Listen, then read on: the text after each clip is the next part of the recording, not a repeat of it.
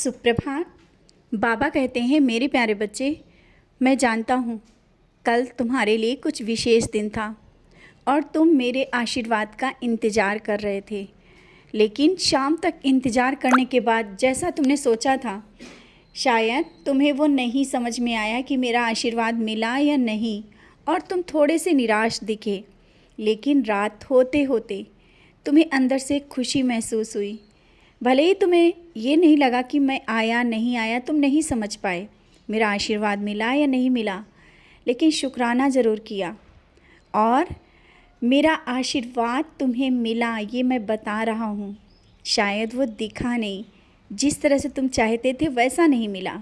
ना ही कोई फूल गिरा और ना ही मैं तुम्हारे घर आया तुम्हारे देखने में, लेकिन मैंने तुम्हें विशेष आशीर्वाद दिया, एक वो ऊर्जा का एहसास दिलाया। शायद जब कल तुम मेरे पास कुछ ही पल के लिए बैठ पाए, लेकिन तुमने उस ऊर्जा का एहसास किया। वो मैं ही तो था, मैं कहीं बाहर से तो नहीं आया, मैं तो तुम्हारे घर में ही हूँ। और तुम्हें एहसास दिलाया कि हाँ मैं हूँ, मैं तुमसे दूर कहाँ रहता हूँ, मैं तुम्हारे हृदय में वास करता हूँ। और कुछ ही दिनों में तुम्हें अपने अंदर एक नया परिवर्तन देखने को मिलेगा। हाँ, एक नया परिवर्तन, जो परिवर्तन शायद तुमने सोचा भी नहीं था। और तुम कहते हो ना कि तुम किसी से कोई बात कहते हो वो काम हो जाता है, तो इसका मतलब तुम समझ रहे होगे ना, ये मेरा विशेष आशीर्वाद है। तो अपने इस कार्य को, जिस तरह से तुम दूसरों के लिए दुआएं करते हो और कहते हो ना कि मैं कहता हूँ और हो जाता है, इसी तरीके से तुम उन सब के लिए जो तुम्हारे अपने हैं नहीं हैं, तुम्हारे लिए बुरा भी सोचते हैं, लेकिन दुआएं करना मत छोड़ना। और जिस रास्ते पे चल रहे हो बिल्कुल सही है, भटकना नहीं। ये मत सोचना ये सही है या गलत, सही रास्ता है, सोचने और विचारने की ज़रूरत ही नहीं है। और तुम्हारी परेशानियाँ, तुम अपने लिए परेशान हो कि काम अच्छा हो पाएगा, नौकरी अच्छी मिलेगी या नहीं मिलेगी, और मेरा भविष्य कैसा होगा। अब इतने में तुम समझ नहीं पाए क्या कि तुम्हारा भविष्य कैसा होगा। तुम दूसरों के लिए दुआएं कर रहे हो, दूसरों के लिए खड़े हो, तो तुम अपने भविष्य के लिए क्यों सोच रहे हो। बच्चे हो, घर हो, या तुम्हारे कोई अपने हो, या तुम स्वयं हो, सब के लिए तुम चिंता करना छोड़ दो। और मैं हूँ तुम्हारे साथ, एक अलग एहसास दे रहा हूँ तुम्हें। और जब तुम सोते हो ना, तुम कहते हो कि मैं तुम्हें दर्शन नहीं देता, मैं तुम्हें स्वप्न दर्शन नहीं देता। मैं स्वप्न दर्शन देता हूँ और तुम भूल जाते हो। सुबह उठते हो, याद करने की कोशिश करते हो। शायद जिस तरह से मैं तुम्हारे स्वप्न में आया था वो तुम्हें याद आ जाए ना, तो तुम्हारे आंसू भी नहीं रुक पाएंगे। तो मैं नहीं देखना चाहता कि तुम परेशान हो और रो।